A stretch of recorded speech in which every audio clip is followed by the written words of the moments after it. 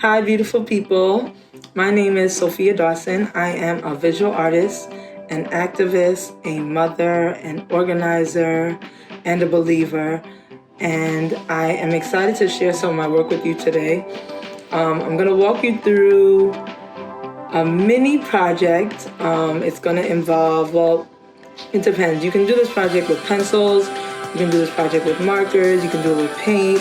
I'm going to use probably just some paint markers and a couple of pencils, but although we're going to do it just on paper, it's a project that you can totally do on canvas, you can do it on a wall, you could do it on fabric, on clothing. You can kind of twist it whatever way you want. Once it's done, once you get through the process, it's very simple. And yeah, so I'm just going to talk a little bit briefly about my work. I hope that you are inspired to make work for a cause that you care about once we get through this first video. And then I'll just walk you through the step-by-step process on how to make that happen. So I am, like I said, I've been painting for about 17 years. I also do performance art. What else have I got going on? Yeah, a lot of performance art, a lot of large-scale public works of art. I've been doing murals since I was about 15 or 16 years old. And so I'm going to walk you through a process that you can actually use to do a public work of art, although we're going to do a really small version on paper.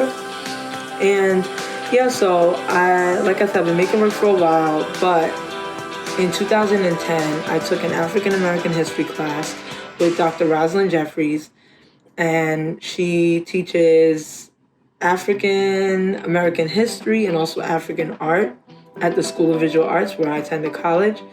And the class basically opened up my eyes to so much history, particularly taught me about the Black Panther movement, taught me about a lot of things I didn't know about the movements of the 60s and 70s, the human rights movements, the Black liberation movement. And so I left that classroom really taken aback because I didn't know that during the Black Panther movement, so many people were killed, so many people were incarcerated, and that brought me to the next phase of my work. So as soon as I expressed to my professor that I was interested in learning more, she recommended 2 autobiographies, Malcolm X's and Assata Shakur's, and I did go on to read them. I also went on to read Angela Davis's biography shortly after that. And that brought me to, how do I explain that? Basically ended up in rooms with people who were members of the party, people who had family members who were political prisoners. So a political prisoner is someone who has contributed to activism.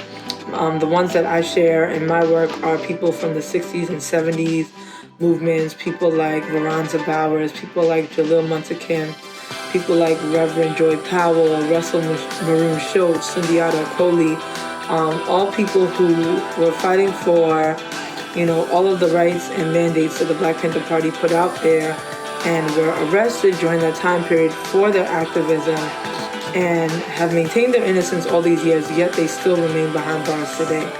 And so that was, the Political Prisoner Project it's called the To Be Free Project. That is what started so much of the work that I do and so much of what I've done over the past decade of my life.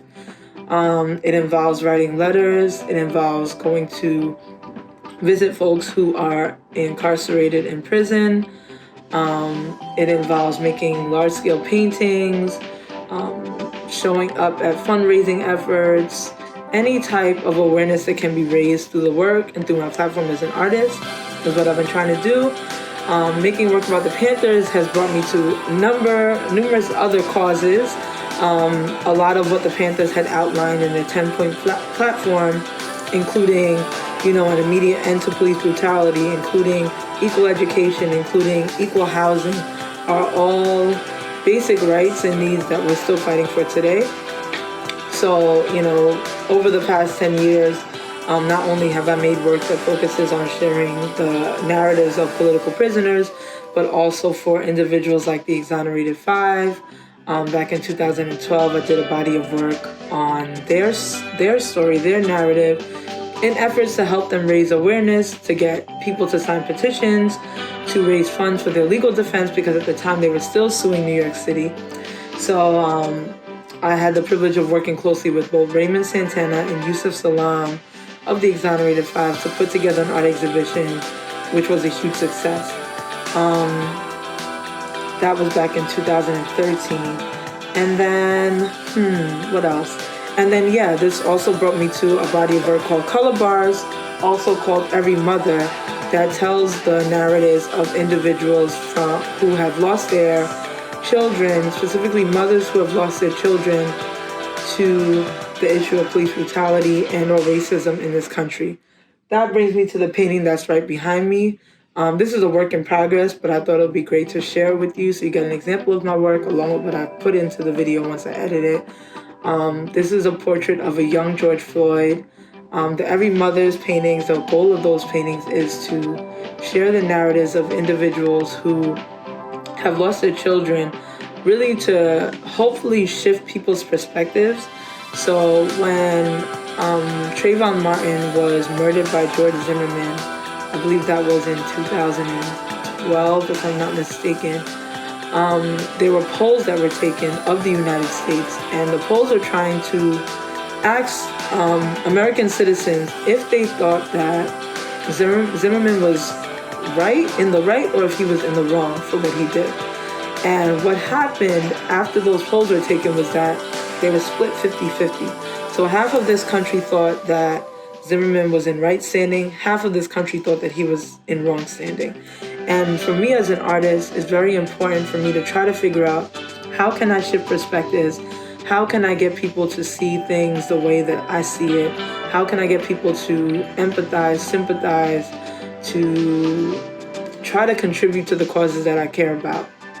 And so in painting the mothers, it was really just an attempt to try to get people who don't see things the way I see it to see things the way I see it. And, maybe at that time I thought if a person of color dying at the hands of law enforcement does not move someone, if their face can be flashed on the news and someone could see it and just think that maybe they were guilty or maybe the officer had a right to do what he did. For people that don't see things the way I see it, I had to try to figure out a way to shift their perspective. And that was done through me painting the moms, coming from this idea that a mother's loss of a child might be a more universal pain. And so no matter what color you are, no matter what culture you come from, no matter where you are in society as far as your social status, etc., the mother's loss of a child might be something that you pay attention to. And that's why I decided to paint the mothers. So in the work in progress behind me is actually a young George Floyd being held by his mom. And so for the project that we're going to do, I want you to think about an issue that's important to you, whether that is an issue that revolves around immigration, whether that is equal housing, whether that is, world hunger, whether that is gentrification, whether that is, it could be something that's an issue even within your own community, your own block, your own school, your own household. But I want you to think of that issue. And for our project, I want you to think of a person who you feel has either been a victim of that issue or someone who you want to honor who has stood up against that issue, past or present. Okay? So that's what we're going to work on for our project.